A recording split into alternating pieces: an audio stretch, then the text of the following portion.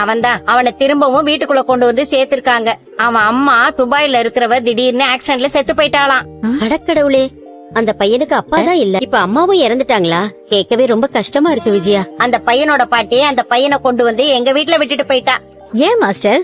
அவன் எங்க வீட்டுலதான் இருப்பேன்னு அடம் பிடிச்சானா, கூட்டிட்டு வந்துட்டா. எங்க வீட்டு மனுஷங்களை பத்தி தான் உங்களுக்கு தெரியுமே, அவன் இங்கேயே இருக்கட்டும்னு சொல்லிட்டாங்க. அம்மாவை இழந்த பையன் முத்து மீனா மேல அவன் ரொம்ப பாசமா இருப்பான். உங்க வீட்டுல இருந்தா நல்லது தானே? யாருக்கு நல்லது? நாங்க என்ன ஆசிரமமா வச்சு நடத்துறோம்? கண்டதெல்லாம் எங்க வீட்டுல வச்சு வளர்க்கறதுக்கு. அந்த பையன் எங்க வீட்டுல இருக்கிறது எனக்கு சுத்தமா பிடிக்கல. ஆனா என் பேச்சு அந்த வீட்டுல எங்க எடுபடுது? சரி, இப்ப என்ன பண்ண போறீங்க மாஸ்டர்? அதுக்குதான் உங்களை வர சொன்னேன். அந்த பையனை வீட்டை விட்டு விரட்டணும். அதுக்கு என்ன செய்யலான்னு ஐடியா கொடுங்க. அங்கிள் தான் கிறிஷ் நம்ம வீட்லயே இருக்கட்டும்னு சொன்னாருல்ல.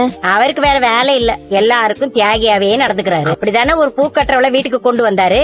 அது வந்து ஆண்டி, எப்படியோ கிறிஷோட பாட்டி கொஞ்ச நாள்ல வந்து அந்த பையனை கூட்டிட்டு போக தானே போறாங்க.